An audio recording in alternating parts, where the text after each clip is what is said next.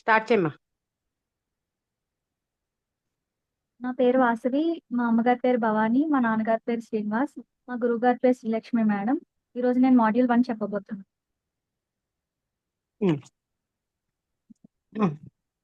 వంతులాలు సన్నియమ్యే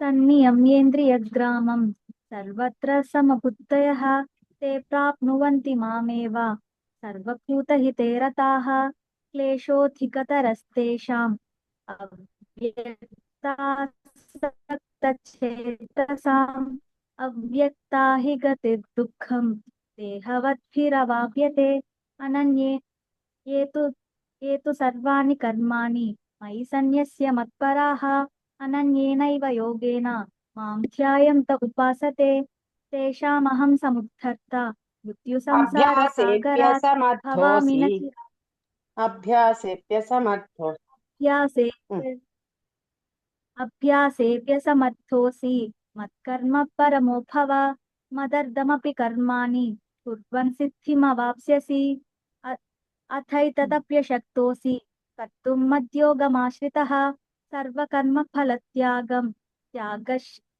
ततः कुरु यतात्मवान् श्रेयो हि ज्ञानमभ्यासात् ज्ञानात् ध्यानं विशिष्यते ध्यानात् कर्मफलत्यागं यो न हृष्यति न द्वेष्टि यो न हृष्यति न द्वेष्टि न शोचति न काङ्क्षति शुभाशुभपरित्यागी भक् भक् भक्तास्ते భక్తిమాన్ भक्तिमान् मे स मे प्रियः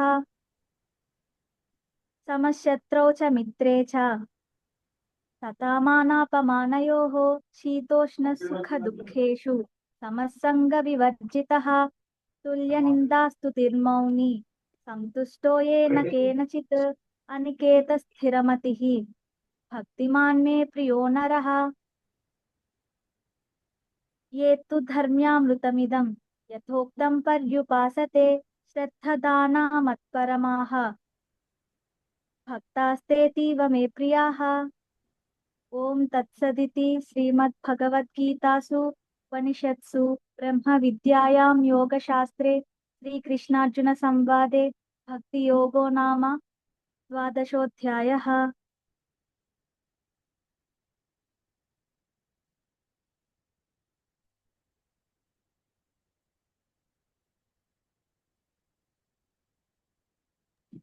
షోడశోధ్యాయం స్టార్ట్ చేయమ్మా వాసవి. ओम श्री परमात्मने नमः। अथ षोडशोऽध्यायः दैवासुरसम्पद्विभागयोगः।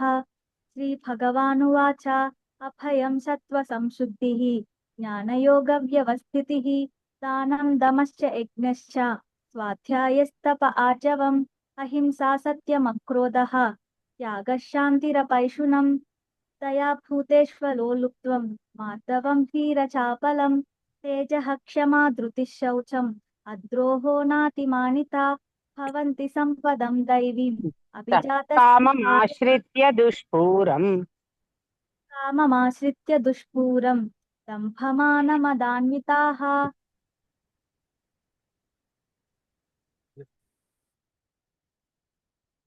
मोहात् गृहीत्वा सद्ग्राहान् प्रवर्तन्ते शुचिव्रताः चिन्तामपरिमेयां च प्रलयान्तामुपाश्रिताः कामोपभोगपरमाः एतावदिति निश्चिताः आशापाशशतैर्बद्धाः कामक्रोधपरायणाः ईहन्ते कामभोगार्थम् अन्यायेनार्थसञ्चयान् इदमद्य मया लब्धम् इमं प्राप्स्ये मनोरथम् इदमस्तीदमपि मे भविष्यति पुनर्धनम् असौ मया हतः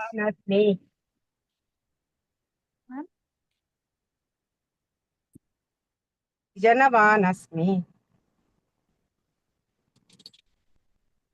వినిపించలే మేడం, ఇంకొకసారి చెప్పండి.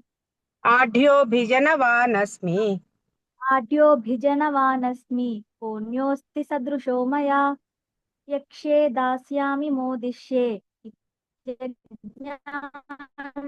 ज्ञानविमोहिताः अनेकचित्तविभ्रान्ताः मोहजालसमावृताः केषुचौ आत्मसम्भावितास्तब्धाः धनमानमदान्विताः जयन् जयन्ते नाम यज्ञैस्ते యజంతే दम्भेनाविधिपूर्वकम् यजन्ते नाम यज्ञैस्ते दम्भेनाविधिपूर्वकम् अहङ्कारं बलं త్రివిధం दर्पं कामं చాలమ్మా क्रोधं च త్రివిధం संश्रितः నరకస్యేదం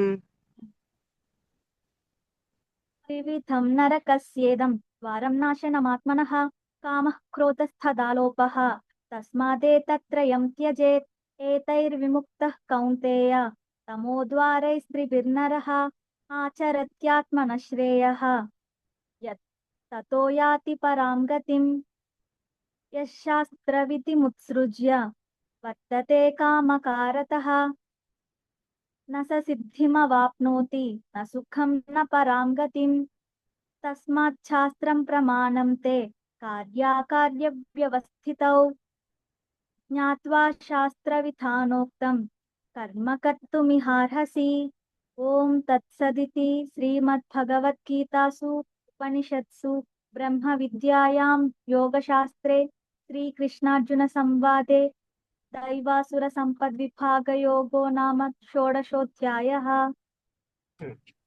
బాగుందమ్మా అదొక్కటే 17 లో యజంతే దగ్గర జయంతే అని చెప్పా ఆ, అదొక్కటి కరెక్షన్ 12th లో కూడా ఏంటంటే భక్తిమాన్ మే యస్సమే ప్రియ అనేది ఒకటి చిన్న చెప్పినట్టున్నాం మళ్ళీ చెప్పది శుభాశుభ పరిత్యాగి భక్తిమాన్ యస్సమే ప్రియ शुभाशुभपरित्यागी शुभाशुभपरित्यागी भक्तिमान् यः स मे प्रियः। అక్కడ ఏదో భక్తిమాన్ మే అన్న ఏదో చెప్పావు చిన్నగా అదొకటి బాగుంది అంతా బాగా చెప్పావు బాగుందమ్మా